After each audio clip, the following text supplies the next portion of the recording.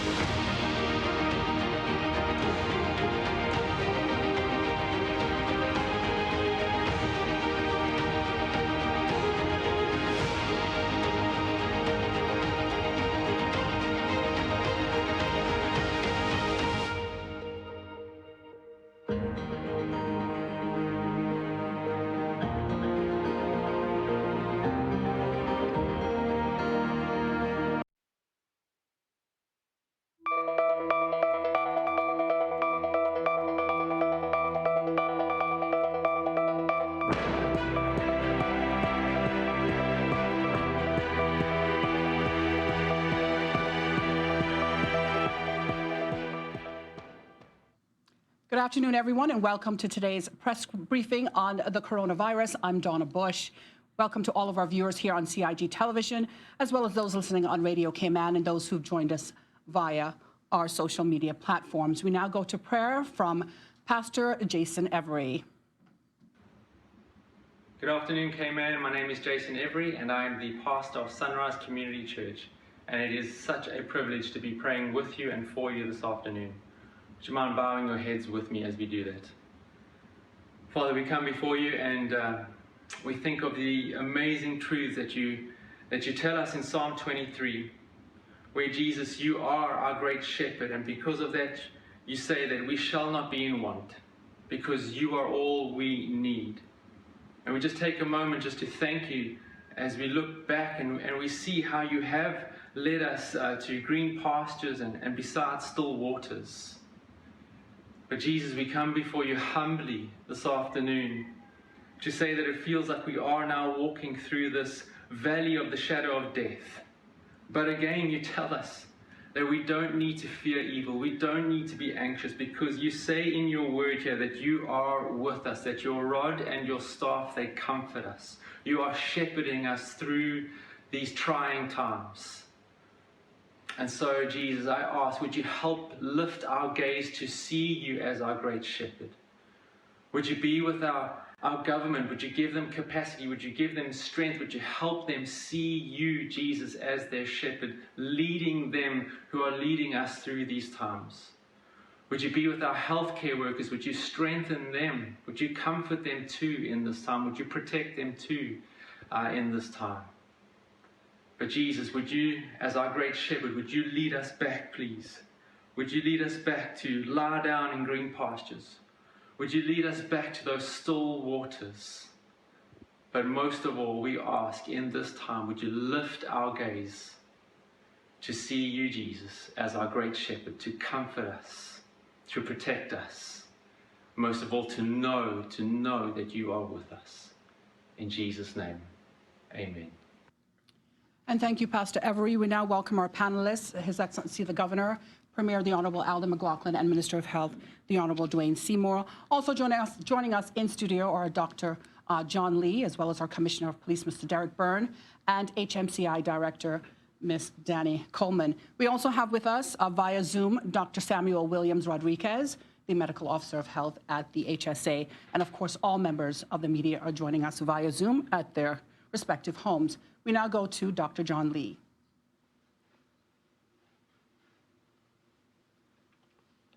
Good afternoon. There are 54 people to report today. 53 of these are negative and there is one positive. This person is a contact of a previous positive. This brings our total tested to 690, total negative for COVID-19 to 629, and the total positives to 61. Of those positive, there are 19 that are symptomatic, 25 asymptomatic, and the number of admitted has reduced to 4, and I'm pleased to say that the patient who has been ventilated is doing a lot better at the Health Services Authority. The other patients are all stable. There are 5 clinically recovered, including one at Cayman Brac, where they have taken 30 swabs, of which 29 are negative. 7 have now fully recovered, and I think, as I mentioned yesterday, that number will go up. I have seen quite a few of the first to negative tests after the exit screen for COVID-19. I just also wanted to say something in support of the Health Services Authority, because I've heard some negative comments were made over the last 24 hours or so. They have been working absolutely solidly hard since the start of this emergency. For the longest time, above all of the healthcare providers, at senior management, and all the way through working all the way through the organization. They've been searching the literature every morning, having clinical meetings. They've been reorganizing their facilities, how the patients flow through the hospital, and reorganizing all the services that they provide, as well as providing outreach services and enhancing public health week upon week upon week in order to meet the demands that have been placed upon them.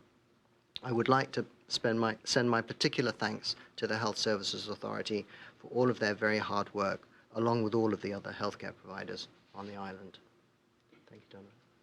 Thank you very much, Dr. Lee. We're going to go to April Cummings from Radio Cayman right now for her to ask you some questions. April, go ahead. Dr. Lee, thank you for the opportunity. A lot of us have kind of become, I would say, living room quarterbacks when it comes to the treatment of COVID-19. I guess we've had a lot of time to read a lot of headlines. But you're the doctor. Some of the questions people are asking us are really about some of the experimental treatment options. They want to know about the oxygen treatments, for example, that the UK Prime Minister may have had. I know you can't answer all of those questions, but if you could provide us sort of a basic, overview of how we are treating COVID-19 at the, I guess the low end and the more serious end of the spectrum, just to give people a sense of why we're doing some things and not others. So I think I'm wondering actually whether it might be interesting sometime over the next few days to have some different people come and give a short presentation, if that would be something that the Government Information Service would feel would be helpful. Because I suggested that actually some different doctors might come here and talk particularly to your point. Having said that, I mentioned just now, and I'll say again, that just as the minister described, there's been a party that's been drawn together from all of the different healthcare providers, the large hospitals as well as the private providers, in order to draw up clinical guidelines for the management of patients, whether it is to do with their management in primary care or their management in secondary care, or even if they need to go on for more intensive care or specialist treatment. For example, a minister mentioned ECMO at the Health City. In that treatment protocol, they're also discussing all of the different treatments that have been proven to show some preliminary help in some groups. And I know that some of the patients that have been admitted, for example, to the HSA, have been treated with hydroxychloroquine. You've heard about that drug. It still remains experimental, but the doctors have to weigh the risks against the benefits and make a decision based on the individual patient as to whether they should use it or not. But so they are appreciating all of the different options out there and being guided by the patient that's in front of them as to which is the best treatment for that particular person. But I think it'll be a good opportunity if we can have one of the clinicians come and talk to you on that point, or one of the frontline clinicians come and talk to you on those points. Thank you, Dr. Lee. That does sound like an excellent idea. Okay, we're going to move now to CNS for Wendy. Hi, Donna. Thanks very much. I have two questions for Dr. Lee today. The first one is that I just want to clarify the numbers regarding community transmission. I estimate that we're standing at around a dozen people that have tested positive that don't connect to another positive or have travel history. So I just want to see, is that about right? No, it's a bit. I think it's a bit less, Wendy. I have actually produced a graph that I've failed to get anybody interested in, but it shows the numbers of, it shows by date the numbers of people on the date and a cumulative line as well. And the GIS is endeavouring to share that with you, and it will be published hopefully twice a week to show our progress. And on that graph, it shows the number of people that are locally transmitted, and I think it's more like 4 at the minute. But I think it's less than 6, Wendy. But I would need to go and look at my graph, and I don't have it in front of me. Okay, great. So that means that there were some that you managed to catch up on, that Yes. you found connections after all. Right, Yeah. okay. Exactly. The other question I have is simply about masks. Do we yet have a policy in place for rolling out some kind of mandatory mask wearing? And if so, when we give out masks, how much will those masks cost? And what's the protocol and the policy around it? We don't have a policy yet, no. You would be the first to know. It's likely that, well, it will be announced here. There is no policy yet, and it is just a question of the availability. As far as the costs, I am not sure. Danielle Coleman may be able to answer that question. She's been more closely involved in that matter. Thank you, Wendy. In regards to the masks, we are working very closely with the Red Cross and other volunteers to get those masks made. Now, the masks first will go to first response agencies. So we're working right now with prisons, with fire service and so forth, those on the front lines who need them. But again, we're hoping at one stage to get enough made that we can actually share with all the communities. And that would be shared generally probably through the supermarkets. But there would not be a charge for those. They're, again, free of charge once we get enough made. Okay, thank you. Thank you. Okay, we're going to go now to Reshma from the Cayman Compass. She has some questions for Dr. Lee. Hi, good afternoon, Dr. Lee. Good afternoon, panel. Dr. Lee, just to get back to the Georgetown complex last announcement yesterday, we didn't get to this question. You said that the residents there were cleared. Can you explain why they are not being quarantined or isolated? Or is that part of the plan to monitor these residents? No, I mean, it's a very valid and important question to answer. With any particular case of contact, the public health team will go and make a risk assessment that's not based on a whole apartment complex. It will be based on each of the individual occupants within that place. And based on that risk assessment, they felt there was inadequate contact with the person who had it for them to consider that they should be further detained. And as a precaution, they swabbed everybody, and all of the people, as I mentioned the other day, were asymptomatic in any event. Thank you, Dr. Lee.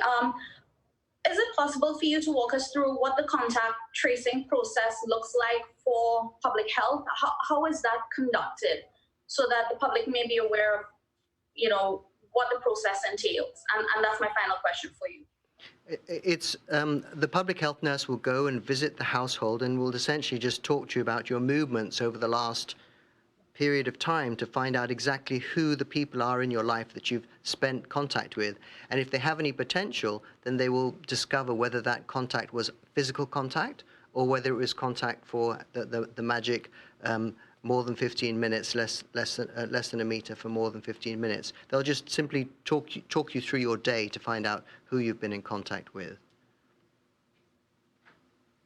Okay, thank you, Reshma. Ralph from the Caymanian Times. My questions were answered just a while ago, so thank you very much. Thank you. All right, thank you very much. And no further questions from the media for Dr. Lee. We're going to now invite up our Commissioner of Police.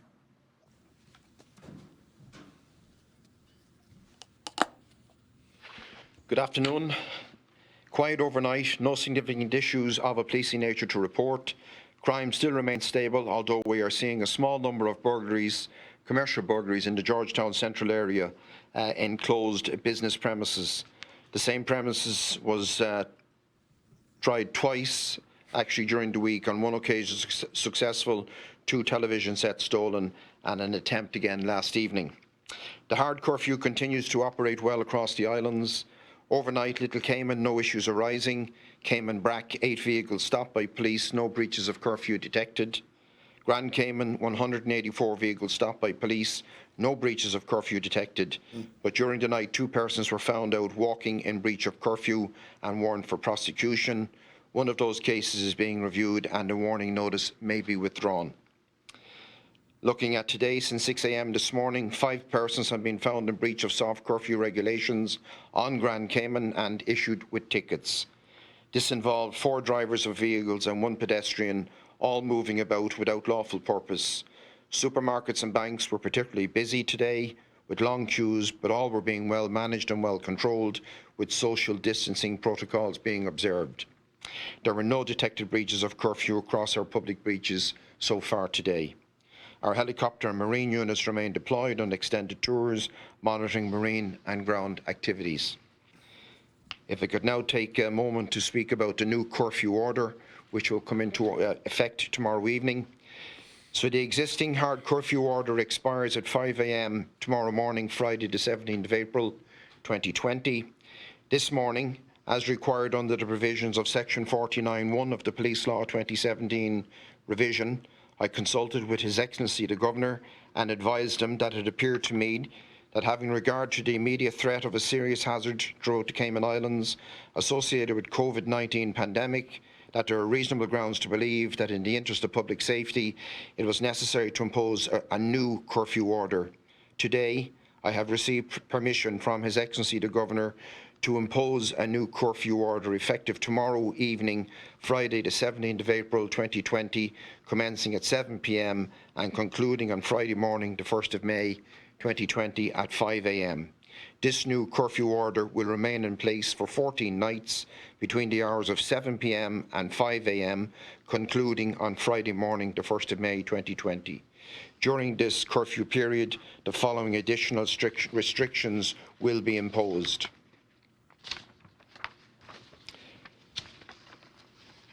On Sunday the 19th of April and Sunday the 26th of April 2020, both will operate as 24-hour curfew periods with full hard lockdown on both dates. No persons other than exempted essential services personnel will be allowed to leave their homes on those dates for any reason. Exercise periods in public places is not permitted on those 2 dates. Beach access to public beaches throughout the Cayman Islands. From Friday the 17th of April 2020 to Friday the 1st of May 2020, there is a full 24-hour curfew or hard lockdown on public beaches throughout the Cayman Islands.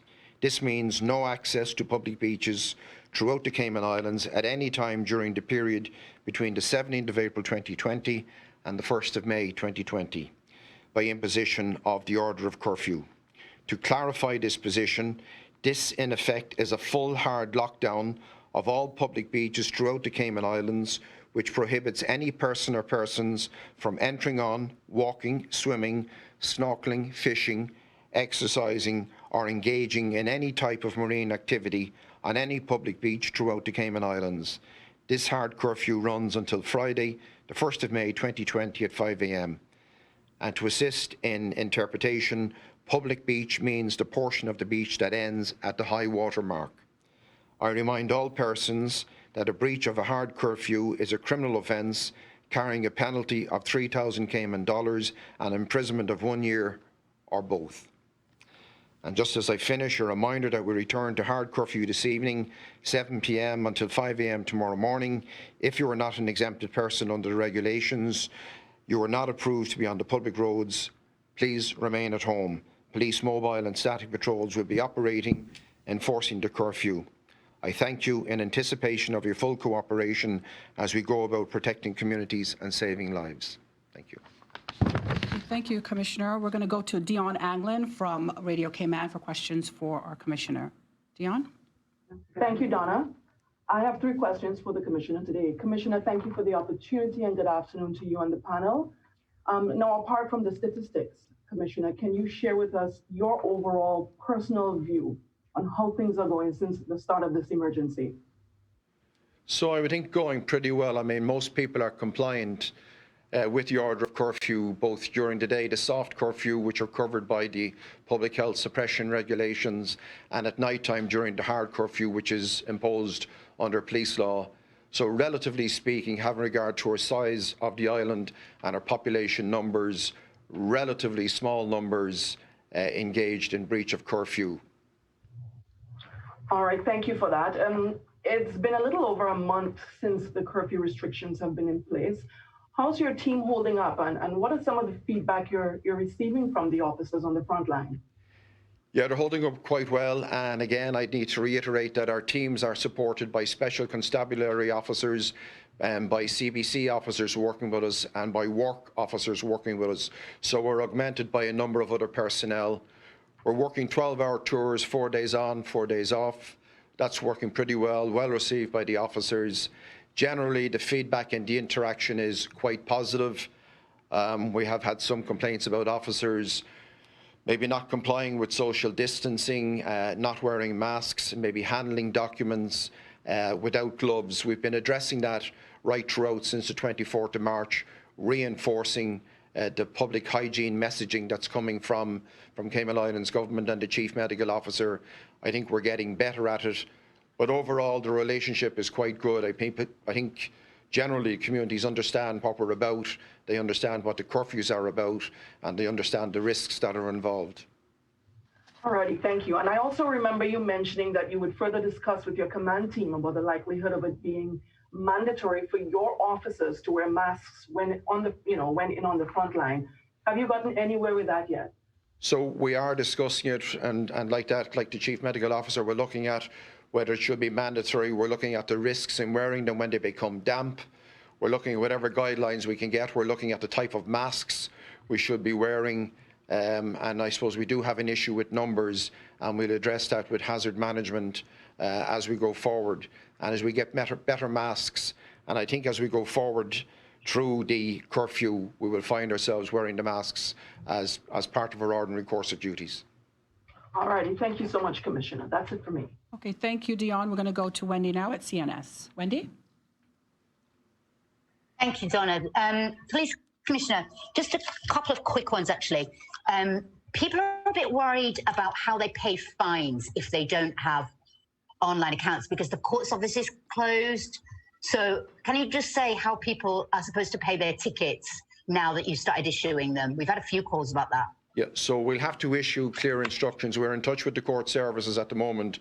There is an online facility, and obviously the courts are not there for people to pay physically. We are in consultation with the courts and with the Solicitor General at the moment, and we will issue clearer instructions. The rule is a 28-day payment from date of issue, so we're well within the 28 days, and we will issue clarifying instructions over the coming days. Okay, great. Thanks for that. The other one really applies to, we had the conversation yesterday and you categorically said that people are allowed to exercise every day. So regardless of your name, you get to go out to exercise. And that means that you can drive to your place of exercise. So we still have day after day after day, people saying the officers are telling them that that's not true, and that they must only exercise on their letter day. So can you get some kind of message through to the rank and file that everybody is allowed to exercise regardless of the day, unless it's Sunday, of course? Monday to Saturday. You must exclude Sunday in that. And yeah. The up until today, at least, the hours were 6 to 6, and I think the Premier or His Excellency the Governor will make some announcement on some changes during the course of their presentations.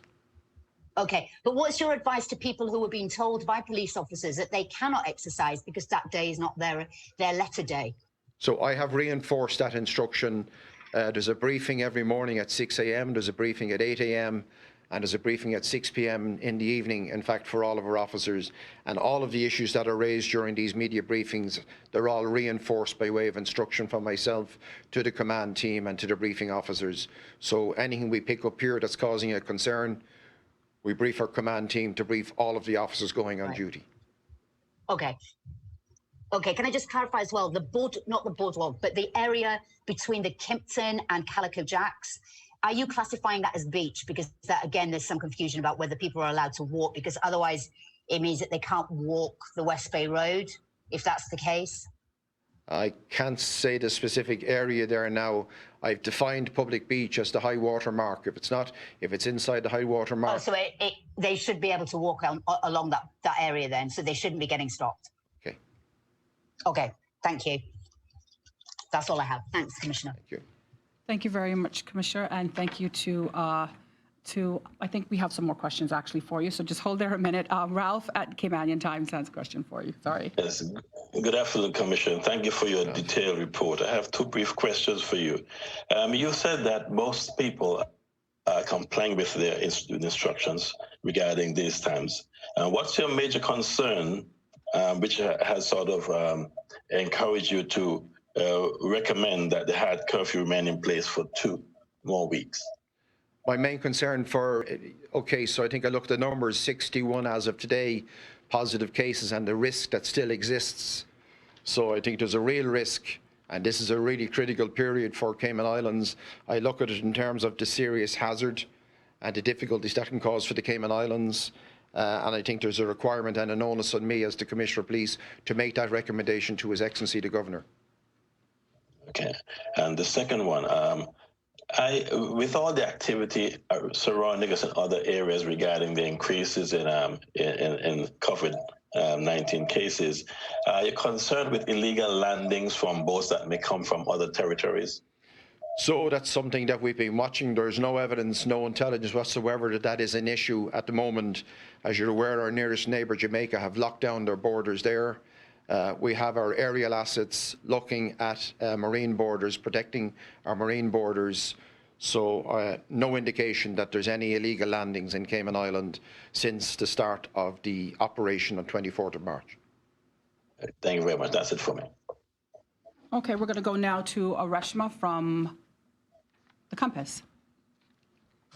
Thank you. Commissioner, I know it would be implied that these new renewed curfew regulations will extend to the sister islands, but based on your answer and your concern about the numbers driving the 2-week extension, can you say if there are any plans to maybe specially tailor regulations for the sister islands given the low to zero numbers that we have there? No, I think it's only right that we extend it throughout the islands. That we make an equal application across the islands, no exceptions. That's my understanding of it. I think that's been accepted by His Excellency the Governor. I think it was something we looked at, but I think it's a universal application across the islands. Okay, thank you. Commissioner, I have one question from the public, just for clarification for persons who go to pick up food, takeout. How does that work? Some persons are being stopped. Again, they're being told that they're not picking up or taking out food on the days that their alphabet or their letters are not on those days. Can you speak to that? Okay, please? and I think that's a really important question. So we must look at the regulations, the suppression regulations, and we go to Regulation 8, subsection 2, item T, and it talks about persons can collect food up to 6 p.m. on any day, and they're not covered by any alphabetical index. There has been a misunderstanding by some of the officers. Again, I've clarified it. So persons are free to collect food up to 6 p.m. Monday to Saturday, and have no restrictions within the alphabetic range. Okay, there you have it. You heard it from the Commissioner himself. Hopefully that question will go away, at least temporarily. Thank you, Commissioner. We move now to the panel. We're going to begin to hear from our Honourable Premier, Mr. Alden McLaughlin. Thank you. Hello, everyone. Starting with the usual world stats on cases, 2,128,751 cases. Now reported, total recovered cases, 539,000. The United States of America still leading the league chart, 653,751 cases, up 5,603 overnight. Total deaths now at 33,434, up 846 overnight. Spain continuing to improve, 182,816 cases, up 2,157 overnight. Total deaths, 19,130, up 318 overnight. Italy, 168,941, up 3,786 overnight. Total deaths, 22,170, up 525 overnight. France, total cases, 147,863. Total deaths, 17,167. I don't have a report on the new cases or new deaths. Germany, 135,663. New cases, 910. Total deaths, 3,867, up only 63 overnight. United Kingdom, 103,093 cases, up 4,617. Total deaths, 13,729, up 861 overnight. China, 82,341 cases, up 46 overnight. Total deaths, 3,342. No deaths overnight. Netherlands, 29,214, up 1,061 overnight. Total deaths, 3,315, up 181 overnight. Canada, 28,923, up 544 overnight. Now at 1,048 deaths, up 38 overnight. India reporting 12,759 cases, up 389 overnight. Total deaths, 423, up 1 overnight.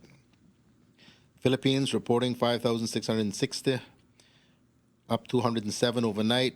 Total deaths 362, up 13 overnight. New Zealand 1,401 cases, 15 deaths. 15 new cases. Total deaths 9, no deaths overnight. Jamaica still reporting 125 cases and 5 deaths. Trinidad and Tobago, 114 cases, 8 deaths. New York City, 218,707 cases. Total deaths, 16,251, up 606 overnight. Our brothers and sisters in the overseas territories, Anguilla, 3 cases. Bermuda now at 81. Total deaths, 5. British Virgin Islands, 3. Montserrat, 11. Turks and Caicos, 11. 1 new case, and total deaths just at 1.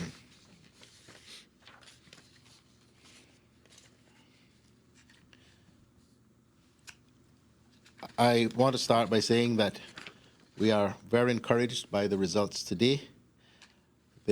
Of the 54 cases, there's just 1 positive, and that is of a known cluster. It is clear, I think, to all of us that our suppression efforts are working in restricting the transmission of the virus throughout these islands. I say that because I know, and we all know, that these restrictions are very, very stringent, and they severely hamper our general enjoyment of life and our ability to carry out business, and that many, many people are struggling and many businesses are struggling. And we have just renewed them for another 2 weeks. But the hope and the plan is that over the course of these 2 weeks, with the coming on stream of aggressive testing, we should be in a very, very good place, being able to understand the degree to which the virus has moved through the community. I have to say that we are also encouraged by the fact that some more than a month since we started this process, and almost a month since we closed our borders, we are not seeing long queues of sick people turning up at the hospital or at doctors' offices displaying symptoms of COVID-19. I believe, and I'm going out on a limb and even tempting fate, I know that this augurs well for the future. So I am going to continue my plea and my customary refrain now, asking people to please be patient. Please cooperate with what we're trying to do. I know I sound like a stuck record for those of you old enough to know what a record is, but it is, I believe, the message that is most important through all of this. I know there are many in the business community in particular who are discouraged and think that many of the things that I say are discouraging. Some of you write me, some of you call me, and many of you call my colleagues, and I get the feedback.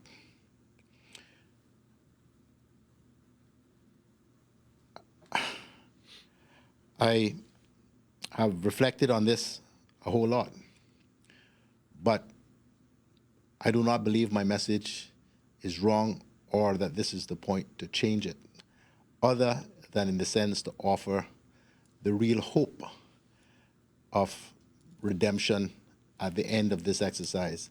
And there is increased reason for optimism and hope.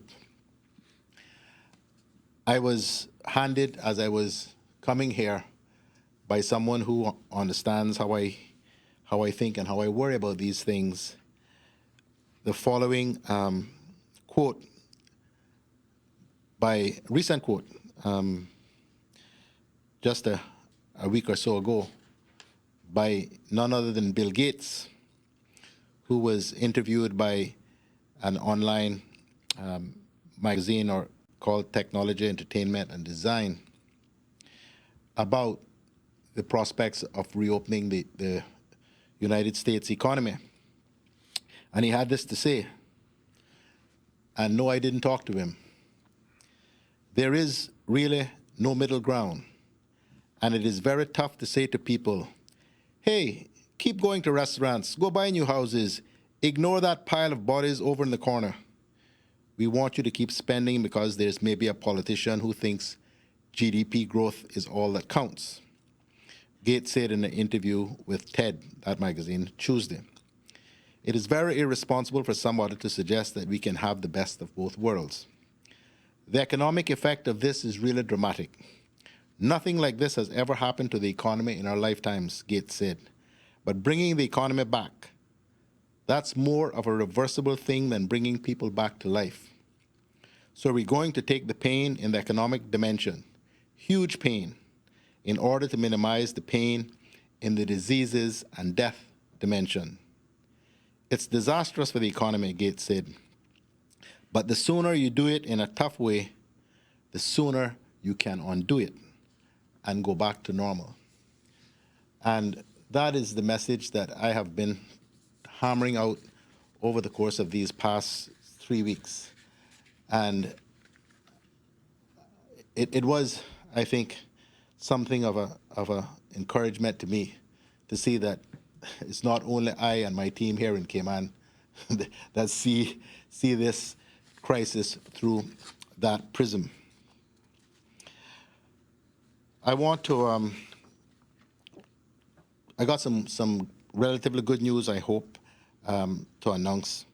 But before I move on to that, I want to pick up on the Commissioner's point about the new shelter-in-place or soft curfew regulations. We have tried as far as possible not to tinker with them, because every time we tinker with them, it's a new learning exercise for everyone, from the police all the way down or up, depending on how we look at it. And so the only change that we've made to the soft curfew regulations relates to exercise. And shall I say before I announce it that we've given with the right hand and taken back with the left. So listening to some of the petitions that have been made, exercise will now be allowed between 5:15 a.m. until 6:45 p.m. because we are cognizant that it is getting light earlier and getting dark later, and the heat is also increasing. The other bit, which is probably not going to be as welcome, but in order to assist the commissioner and his team, the regulations now remove the right to drive your vehicle, your car, your truck, to exercise. So you will have to set out on your exercise on what the old people used to call Shanks Mare or your bicycle. You're not going to be allowed to drive to exercise. Unfortunately, too many people dressed in jeans and T-shirts offer the excuse that they're going to exercise at all hours of the day. So that is the only change. Otherwise, all of the other provisions, which we have become used to, remain in place. Cabinet met just before we came here, and we have agreed a number of things. One of those is that we have issued a direction to the Cayman Islands Development Bank to allow a 3-month loan payment holiday with respect to persons who are customers of the bank. And so in due course, once the board of directors is met, customers will be advised of those particulars. In relation to concerns expressed by the financial services industry about the ability to notarize documents so that business can continue, we have made changes to the regulations, which will now allow notaries to perform the act of notarizing documents virtually using appropriate technologies such as virtual images and audio in real time. I know people are very, very interested, many people, in the proposed changes to the pensions law. And while we have not yet actually approved the amending legislation, that will be done very shortly, maybe as soon as tomorrow, once the drafting is complete. But I can say that we have agreed, His Excellency the Governor, the Honorable Attorney General, myself and my cabinet and the Leader of the Opposition, that a meeting of the Legislative Assembly will be held next week, Wednesday, the 22nd of April. That meeting, the purpose of that meeting will be to approve amendments to the standing orders of the Legislative Assembly, which will allow the Legislative Assembly to then meet electronically or virtually.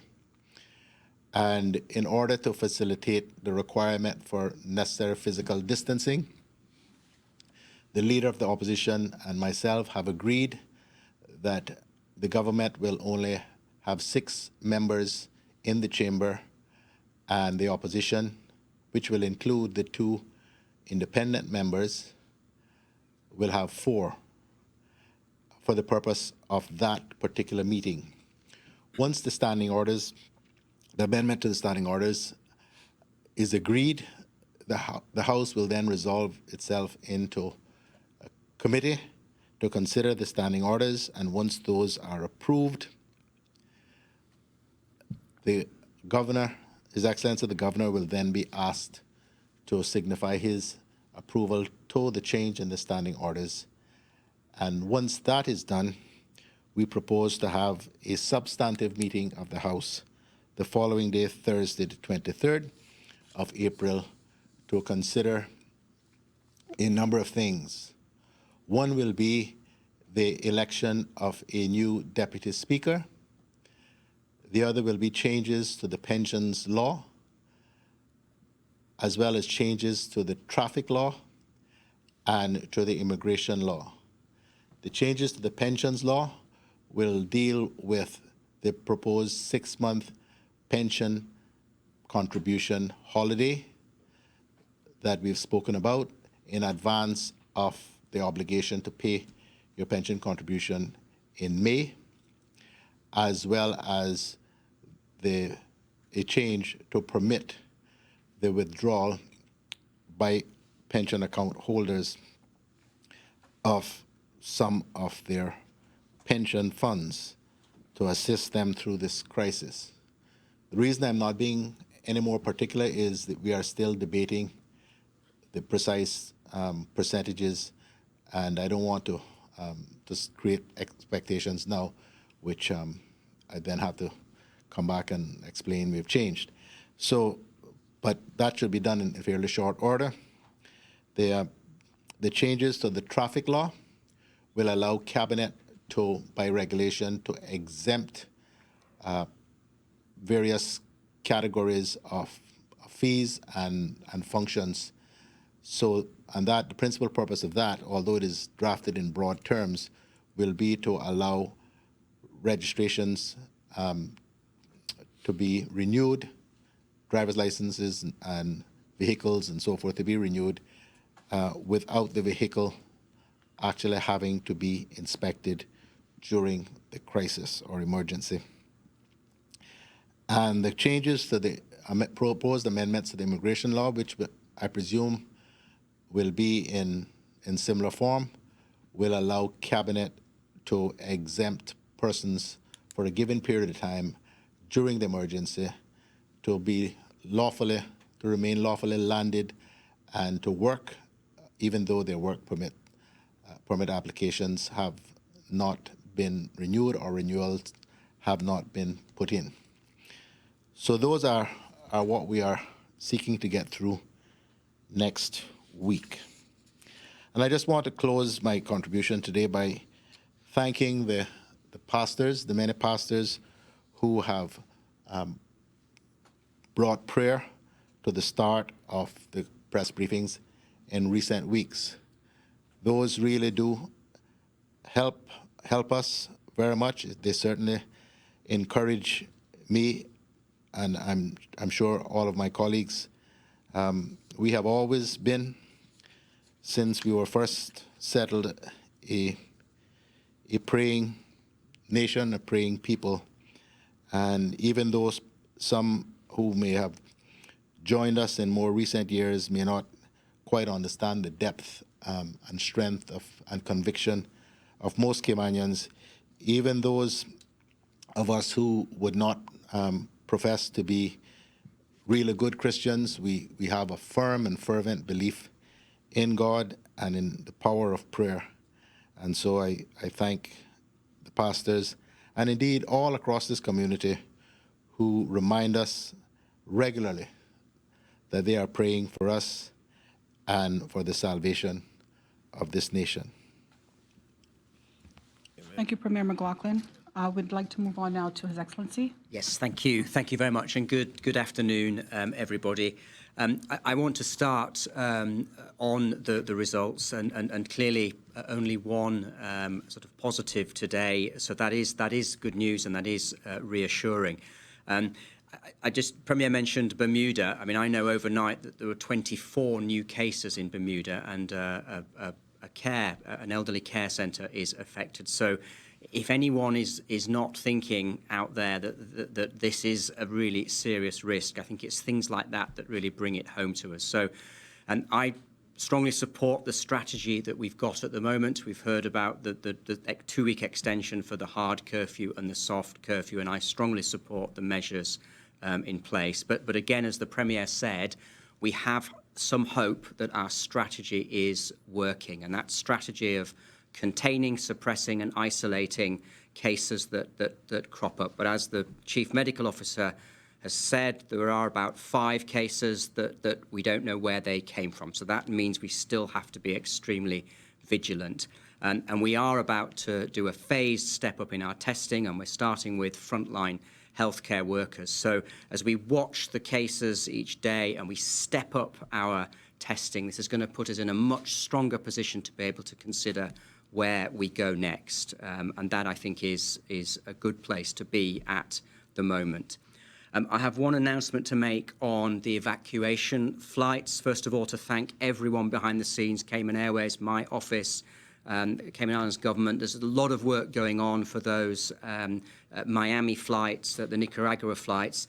The announcement is about flights to Canada, which I think there will be certainly one flight to Canada next week. There are no details yet, but the Canadian government has asked us to say that the only way to get onto a flight to Canada is to go to their website, the Registration of Canadians Abroad website, ROCA.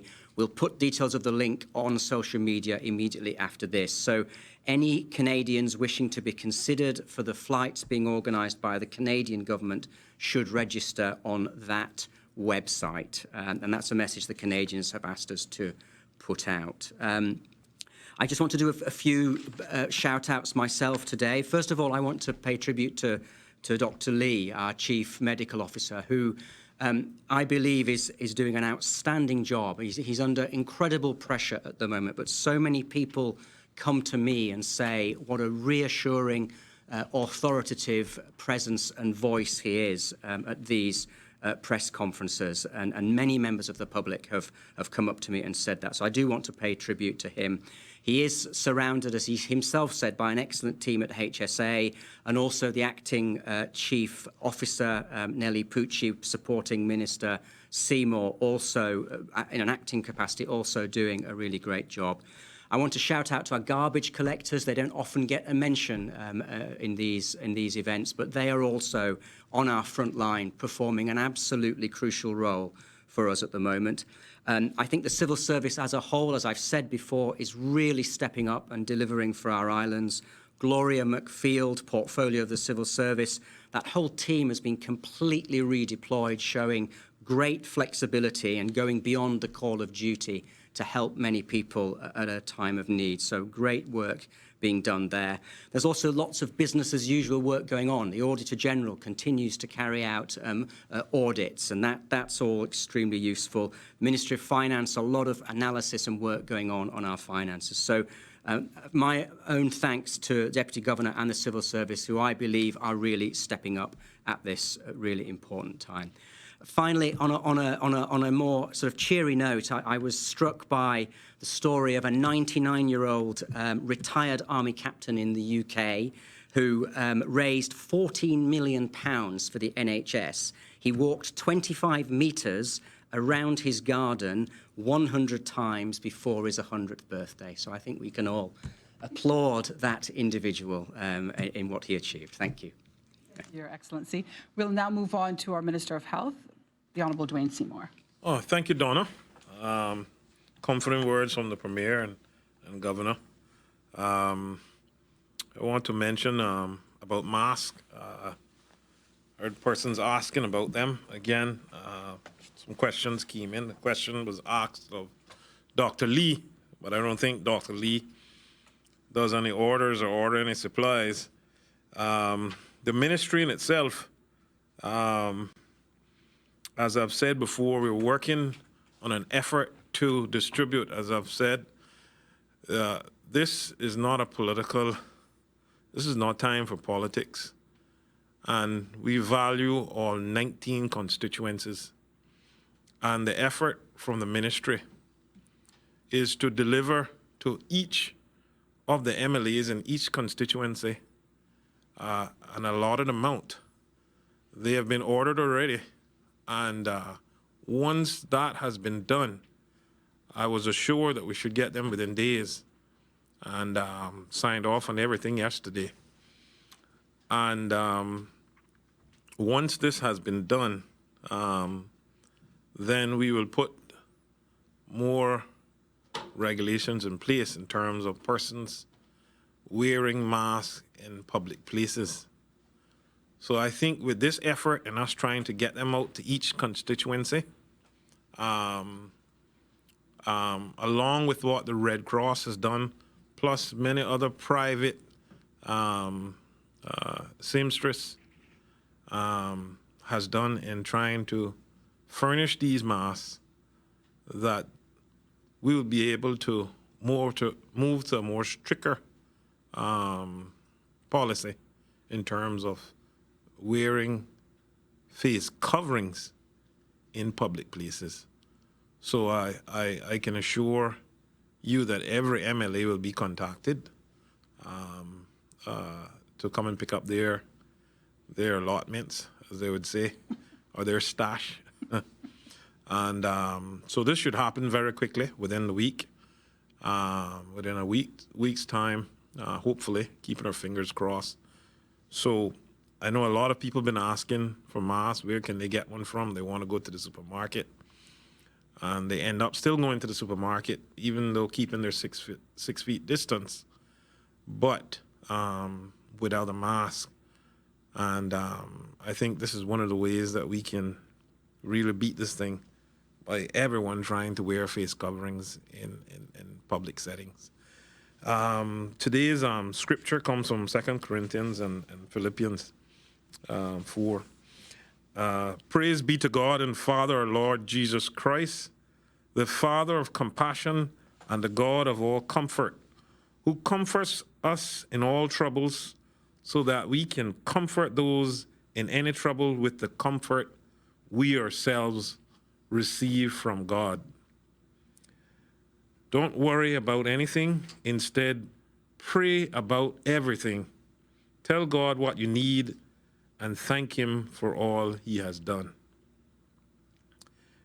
In our efforts and translation, please stay home, which is one of the most important messages that we put out there. It's going to be Irish, Gaelic, and Welsh. In fact, I have a family. Well, we have the police commissioner here, so well, he's gonna. And afterwards, he's gonna correct me. Irish, Gaelic, fan le do toil. He's laughing. He's so smiling. So that's good. Yet, though, have you? That's it. All right. In Welsh, Aruso Harveth. Thank you. I want to say happy birthday to my daughter, Tahiti, today. God bless you. And I want to give a shout out to the hotels who offered their hotels for quarantine and isolation. My hat's off to you and your staff. Thank you, thank you, thank you. Also want to give a shout out to the DEH staff conducting all the hygiene inspections and all those officers doing the quarantine inspections. Hats off to you, and we applaud you for your efforts and contribution. Also want to say, I am and the government, we are grateful for all of those who are taking this seriously and has obeyed to the strict but necessary measures put in place, because really it's approximately 99% of the community are complying. It's only a handful that hasn't got used to this strict type of movement restrictions. And so I thank you very much. You have been the main reason where our forecast has been way less than expected. I thank you, I thank you, thank you. To express how thankful we are, here is what you assisted us with. You helped to foil our plans, projections, and assumptions of 65,000 in our population. With the projection and assumptions were that 31,000 people were to be affected, with 26,000 people mildly affected and visiting hospitals, with 4,000 moderately affected and 2,000 severely affected, with the sad part of approximately 700 mortality. So please continue to stay home, wash your hands, keep your social distancing. Only come out of your house if essential, even if it's your day to be out. So thank you very much to all of those law-abiding citizens who are complying with the measures that we put in place. You have definitely made a difference, as you have heard. We have many things to be thankful for during this time, and despite the many challenges, I am truly heartened by our many expressions and true Cayman spirit of our community, from the messages of encouragement, advice, and suggestions from individuals throughout these 3 islands, including those who ask daily, how can they help? I thank you all. I would like to publicly acknowledge the generosity of a few entities today for stepping forward and showing their support of our healthcare workers at this time. Avis Rent-A-Car, who has provided 5 rental vehicles to the public health staff who are conducting contact tracing in the community and checking those in isolation. Teachers from the Cayman Islands International School, with the support of various private doctors, corporate businesses, and the Red Cross, have also produced 310 face shields for both private and the HSA hospital staff. This PPE for our frontline healthcare workers is essential. We thank you for utilizing your creativity and resource to produce these, as they are part of the required PPE when caring for certain patients.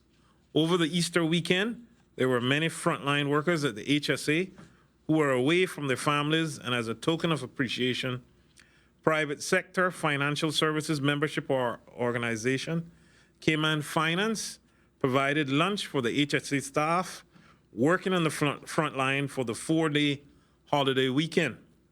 Thank you for keeping those staff members fed during a time when they are working so hard to care for our most vulnerable. And lastly, a shout out to Mac Alpine for donating 300 N95 masks to our healthcare workers. We thank you. I would like to thank everyone for your generosity to date. It is greatly appreciated and is not going unnoticed. We have a long road ahead of us, but together as a community, we will persevere. I also want to give an update on the Jingle Open Call we launched a couple weeks ago.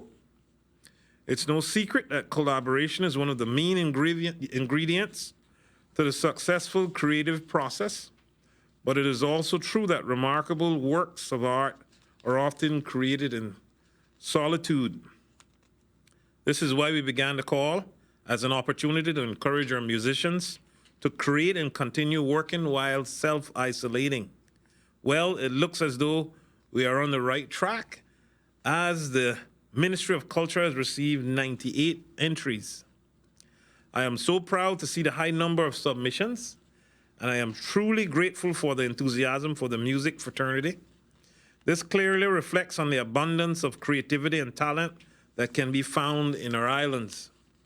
The guidelines ask the song to help us as a community to feel more connected and uplifted through a memorable, catchy tune. They had to be centered around the following categories: public health education and awareness, community solidarity and togetherness, hope and healing, and supporting local business and artists. With so many entries, it will take some time in the listening and judging process. But we aim to announce the 12 chosen entries in 2 weeks' time. It has been written that music is a common phenomenon that crosses all borders of nationalities, race, and culture, a tool for arousing emotions and feelings. Music is far more powerful than language. The power of music has been felt by many, if not all of us. I know this has been a source of joy and springboard for emotional strength for some of our musicians. I feel it will also be a source of joy for the rest of us as well. I encourage all of you, maybe you already know of your talents, continue creating. And for those of us who have never put pen to paper or picked up a camera or a paintbrush, try it. This is a good time to learn something new and to give ourselves a much needed mental boost that creativity can bring. I want to say again, please wear a mask. It's better than waiting on access to a ventilator. Being at home is better than being in the intensive care unit. Prevention is better than cure, and we care for you.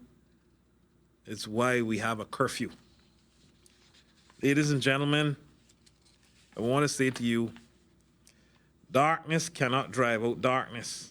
Only light can do that. Hate cannot drive out hate. Only love can do that. Words of Dr. King. I thank you and have a blessed afternoon. God bless you. Thank you very much, Minister Seymour. We're going to move straight to the media. April from Cayman, from Radio Cayman. Hi, Donna. Thank you. These questions are for His Excellency the Governor. Basically, two. Some of our listeners have asked what some of the barriers or challenges are in organizing evacuation flights from Cayman to Jamaica. And also, there's been some discussion about pets being allowed on evacuation flights between the U.S. and Canada and Cayman. If that's not the case, if they're not allowed, could you just explain to the general public why that decision is being made? So on the first question, discussions are underway, but we obviously require the agreement of the country to which we want to send nationals to. So those discussions are underway, and they differ from country to country. I don't want to say too much more about that at the moment because I think discussions are underway, and I don't want to have any impact on that. I know the question of pets is a really difficult one, and I understand how people are very attached to their pets, but in this crisis that we're in, it just really is very difficult because a lot of the time you have to have certificates of health and vaccinations, and there isn't a lot of time to get those things done. So I don't think there is a yes answer to that at the moment, certainly not for these immediate flights, but I think we're looking at whether that can be something that could happen for subsequent flights, perhaps the BA Air Bridge, but it is very difficult. Thank you, sir. I do have a few questions from the public. The first one is for our Honourable Premier. You've spoken about private pensions, which everybody wants to know about, but there are also persons asking about public pensions. Any discussions or talks there? No, there's no discussion, and I know the view of the Deputy Governor is firmly against that. We're not sure why civil servants have all gotten recent raises. No civil servants' salaries are being cut, although there is, I see an increasing clamor for civil servant salaries to be cut on social media. There's no plan by government, no proposal by government to cut civil servants' salaries. So I'm not sure on what basis relating to this crisis that civil servants would feel that they should trouble their pension. Thank you very much, sir. Also, His Excellency, the private rebuilding fund that you announced last week that was started by the DART Foundation. Anything more on that, and any other donors have come forward? Discussions definitely are going on amongst the various sort of private sector parties who are wanting to contribute to that. So I think we won't say any more on that today until there is something firm to announce, but I understand it's getting close. Okay. In an effort to move quickly through these, I do have a question. I think maybe Dr. Samuel Williams, who's on Zoom, could probably answer this one. Lots of newborn babies, or some newborn babies and toddlers are in need of vaccines. And I know about a week ago, Ms. Lizette Yearwood, the CEO of the HSA, actually said that parents would be contacted so that their children could get their immunizations up to date. Are you able to say how that process is going, Dr. Samuel?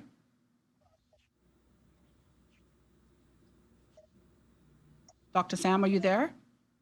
Yes, I'm here. Okay. Yeah, it is in progress. Actually, the pediatrician alongside some of the nurses and public health nurses, they're organizing the clinics, and definitely the parents will be contacted. And that should be starting later this week or early next week.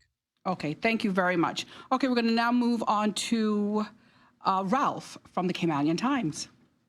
Good afternoon, and my questions are for the Premier. Good afternoon, sir.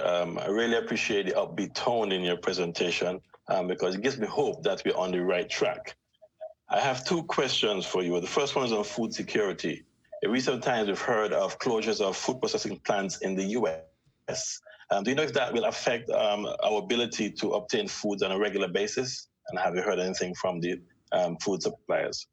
No, I haven't had any recent discussions with the supermarket folk. I think one is probably overdue now, but we haven't heard any concerns being expressed either. So. All right, thanks. And the second question is regarding delivery. As we know, because of regarding, sorry, deliveries, delivery. Delivery business, I'll explain in a minute. Because of the curfew, most businesses now are delivering to customers at home, whether it's food, whether it's office supplies, and other sorts of stuff. Is the government accepting applications for other types of business for delivering their services to the clients in their homes? There are a number of requests going into curfew time, and we really need to have a policy discussion about it. I mean, the concerns are all the same. We're trying to keep as many people off of the road as we possibly can, but we understand absolutely that the longer that this goes on, the more difficult it is for people to get by without certain things. So I think the parameters that go around that discussion are necessarily about the safety with which this can be done, and that with as few people as possible involved, in the interaction between collection and delivery. But yes, we haven't closed our minds or the doors to those considerations. I know that my Chief Officer, Eric Bush, has a number of them now that we need to have a discussion about. Because as they say, if this shutdown was for a week or two, it'd be one thing. But the longer it goes on, the more we realize that we have to try to make some accommodations, always balancing, though, the public health risks and trying to weigh in favor of that, along with convenience or indeed even necessity. Okay. Thank you very much. That's it for me for today. Okay, thank you, Ralph. We now go to Reshma from the Cayman Compass. Reshma? Thank you, Donna. My first question is to the Minister of Health in relation to his announcements about the distribution of masks. We've had some concerns coming from the public about the distribution going through MLAs as opposed to using a more public and open forum to distribute these masks. Is this being considered, for example, having the masks distributed through the civic centers, town halls, as opposed to leaving it up to MLAs to distribute? We can try different measures.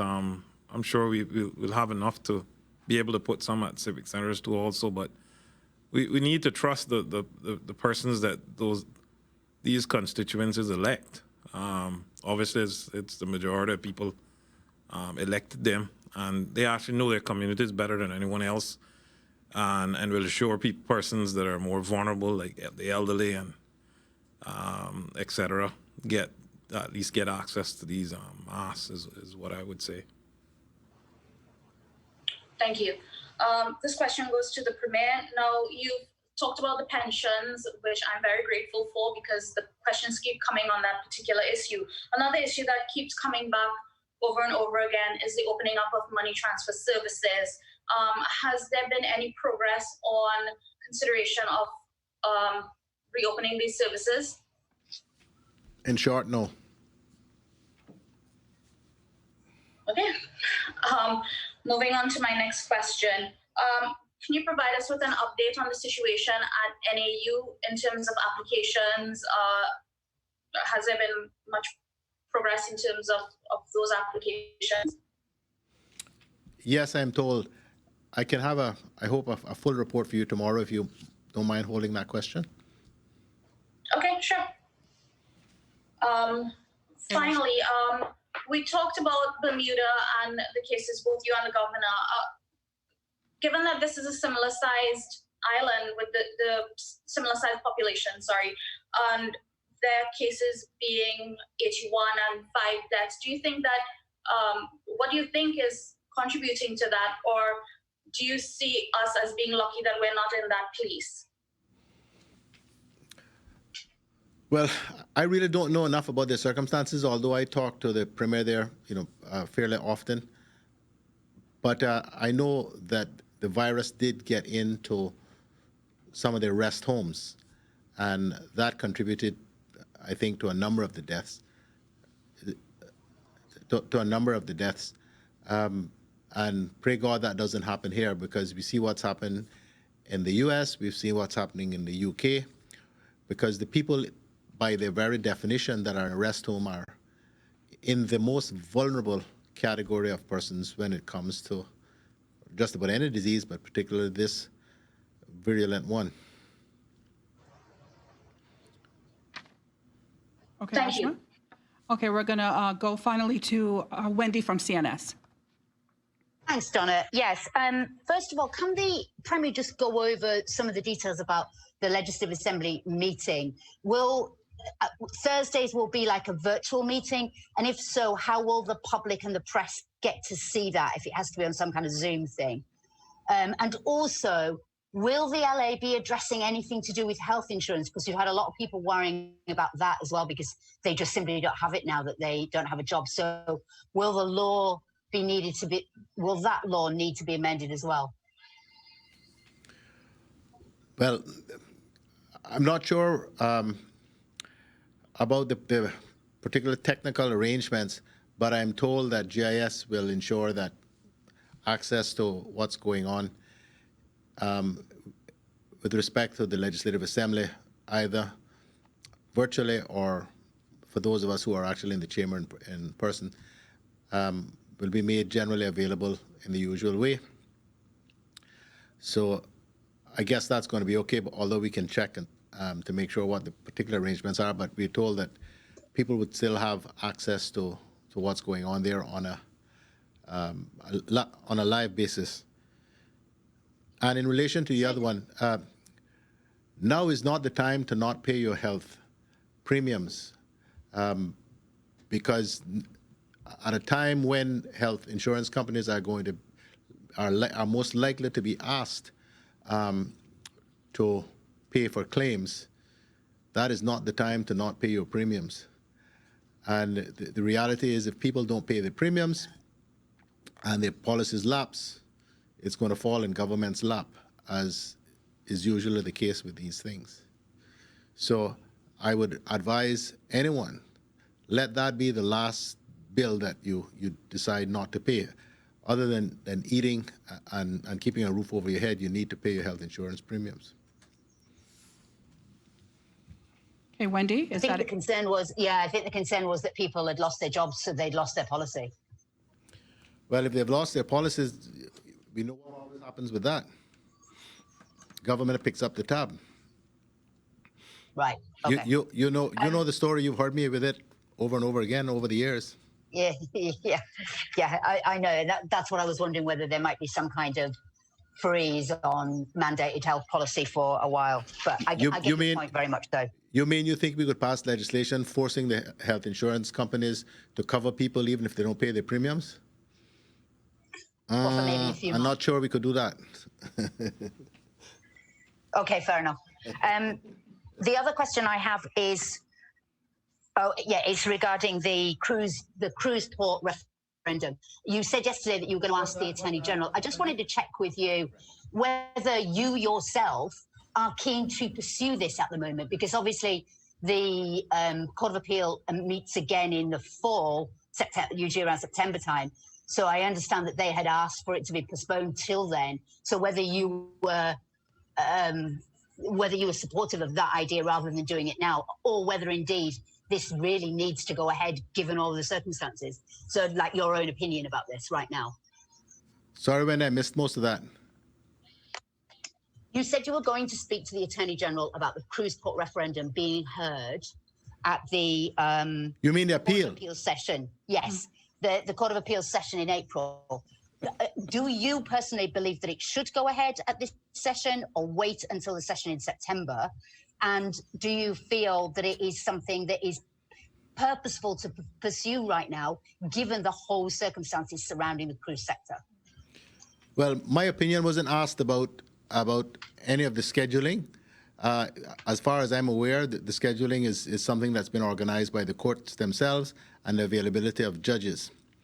The cruise port referendum is not something that is even on the government's agenda for the rest of this term.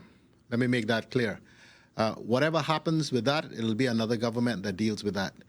We have a national or international emergency, public health emergency we're dealing with, as well as trying to keep the economy from collapsing. That is going to occupy all of our time for the rest of this term and well beyond whoever else is in charge thereafter. So the Cruz Port referendum, the holding of such a referendum is not on the government's agenda at all. The issue before the court, and I did meet with the AG today, the issue before the court with respect to this appeal is not about whether or not we should have a referendum or not. The issue is about, it's a major constitutional issue about whether or not the court is entitled to essentially put itself in the role of the elected members of the Legislative Assembly with respect to legislation. It is a major constitutional issue, and if the judge, I've forgotten his name, the acting Grand Court judge is right, then I really fear what is going to happen here with respect to the ability of elected members who have been democratically elected being able to pass legislation in this country. You ask my view. I was a lawyer once upon a time, and old habits die hard.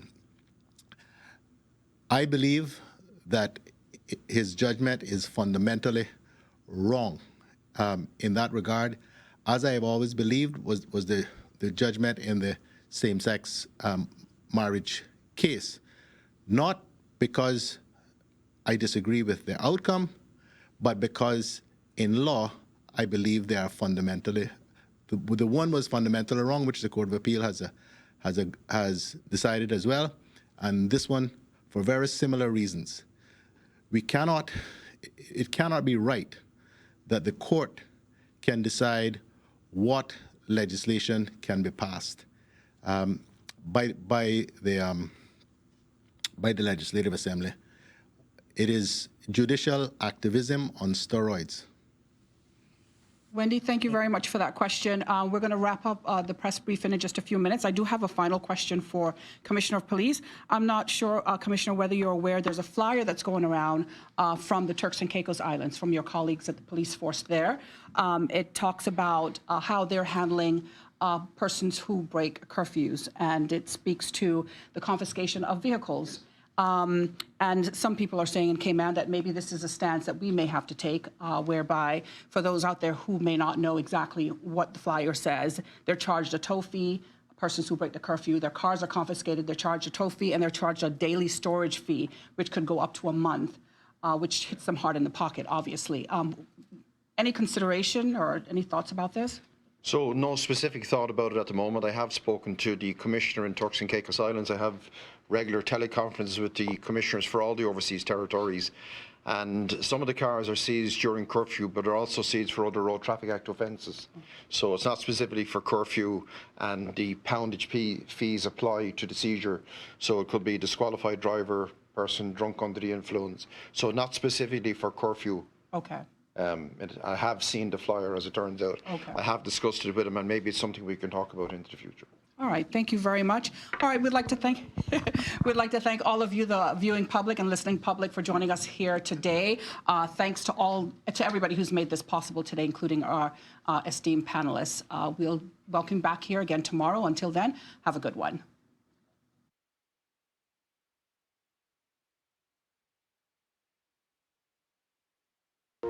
Blue serenity in yonder deep, the fear of death, but you pray, O Lord, for your soul to keep. Dear boredom, nothing but a selfish film over our eyes. Some people just don't get it. COVID-19 is a murderer, and your defiance reflects upon your character. Yes, I get it. Cabin fever is a breeding ground for depression, but I have a confession. Yes, you guessed it. We are in this together, and although our stories are not the same, they are similar enough to understand the pain. Read a book. Engage your mind. Don't give negativity the time to fester. Don't let it rule you, so that Cayman 2 can see this through. Those beloved smiles that we shared with friends doesn't have to end, but you are consumed by what you do not have. When the health of Cayman is in your hands, there are many without work. They can't go to Kirk's in a panic, worry about organic. Premier says to live frugally so that repercussions don't hit so brutally. Read a book, they say. However, it is true, to discover something your mind never knew, educational absorbency in this time of uncertainty. Together, Cayman, together. Together, let's stay home, not just you alone. This is not a punishment, but a journey to success, to restore our faith in the human touch and the beauty of shared air. Together, we are a nation. Together, we are stronger.